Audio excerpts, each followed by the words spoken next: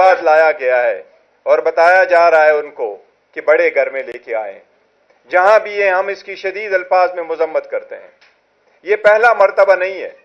पाकिस्तान तहरीक इंसाफ से के साथ एफिलिएटेड लोगों को, जिसमें रिसेंटली उसके वकील इंतजार पंजोता भी शामिल है, जिनको उठाया गया था और जद कोब करके जिस हालत में छोड़ दिया गया था रोड किनारे, वो सब आप लोगों के सामने।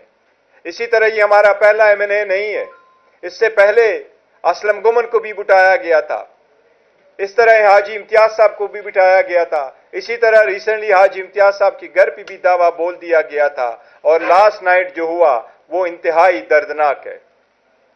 ख्वाजा शिराज साहब 1 महीने से केपी हाउस में थे, केपी में थे, और केपी में रहते हुए 26वीं आईनी तरमीम के खिलाफ अपना ज़मीर इस्तेमाल करते हुए कि मैंने उसमें वोट नहीं देना, मैंने पार्टी की हिदायत पे अमल करना था, वो वहां मौजूद थे।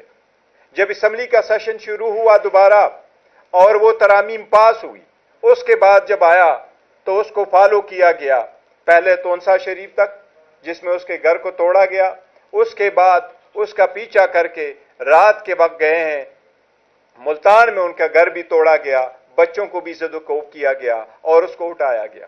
ये फस्तैयत, ये लाकानूनियत सिर्फ और सिर्फ पाकिस्तान तहरीक इंसाफ के खिलाफ शुरू है और ये पंजाब में शुरू है।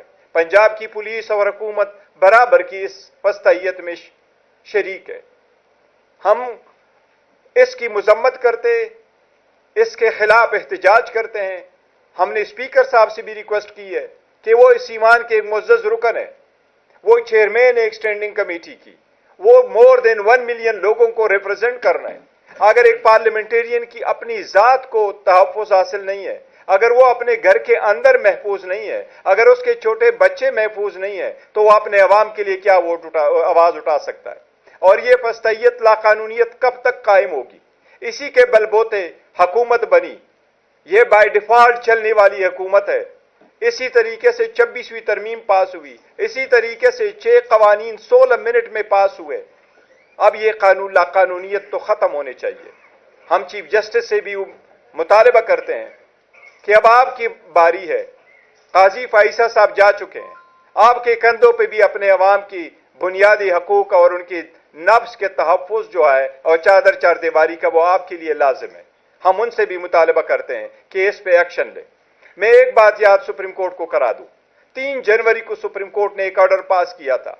उस 3 जनवरी ऑर्डर में सुप्रीम कोर्ट ने अंडरटेकिंग वज़ीर आज़म से मांगी थी कि आइंदा किसी को घर से उठाया नहीं जाएगा मगर कानून के मुताबिक और किसी FIR में अगर वो मतलूब है। ये बात वज़ीर आज़म को मैंने फ्लोर ऑफ द असम्बली पे पॉइंट आउट करवाया था। वज़ीर आज़म उस दिन मौजूद थे। ये उस दिन की बात है जब हानिया की शहादत हुई थी और हम हुकूमत के साथ इकट्ठे थे।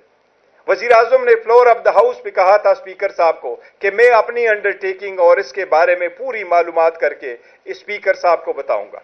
स्पीकर साहब के पास हम गए थे और जिस वक्त इस असम्बली पे दावा बोला गया 9 तारीख को सितंबर को 10 की शाम 10 की सुबह सवेरे सवेरे सितंबर को हमारे MNA साहिबान को इस असम्बली के अंदर से मेरे बशमूल शेख वकास साहब की जब उठाया गया तो द नेक्स्ट डे कमेटी बनी। उस स्पेशल कमेटी का एक ही मकसद था और वो कमेटी का मकसद ये था कि सबसे पहले उस कमेटी ने ये वो कार्रवाई करनी है जो सिर्फ और सिर्फ पार्लियामेंटेरियन को प्रोटेक्शन मेक श्योर करे, उनको प्रोटेक्शन दे। उस स्पेशल कमेटी में पाकिस्तान के पार्लियामान में मौजूद हर पॉलिटिकल पार्टी के सरबराह को रखा गया था। ये पॉइंट अब हमने पॉइंट उठाया था स्पेशल कमेटी में। खुर्शीद शाह साहब की कमेटी में हमने ये पॉइंट भी उठाया कि सबसे पहले मेक श्योर करे आप पार्लियामेंटेरियन को वो तहफ़्फ़ुज़ दे। आज तक न पार्लियामेंटेरियन को तहफ़्फ़ुज़ मिला, न कमेटी ने कोई ऑर्डर पास किया, न स्पीकर साहब की तरफ से ऑर्डर पास हुआ, न कोई और कमेटी ने ऑर्डर पास किया, न सुप्रीम कोर्ट हाई कोर्टों से रिलीफ मिला, न ही वो जुल्म और लॉलेसनेस खत्म हो रही है। अवाम यहाँ को फिर रोडों पे ना आए, एहतजाज न करे तो और कौन सा रास्ता आप उनके लिए खुला छोड़ेंगे? इसकी हम मजम्मत करते हैं और इससे मुतालबा करते हैं कि ये अब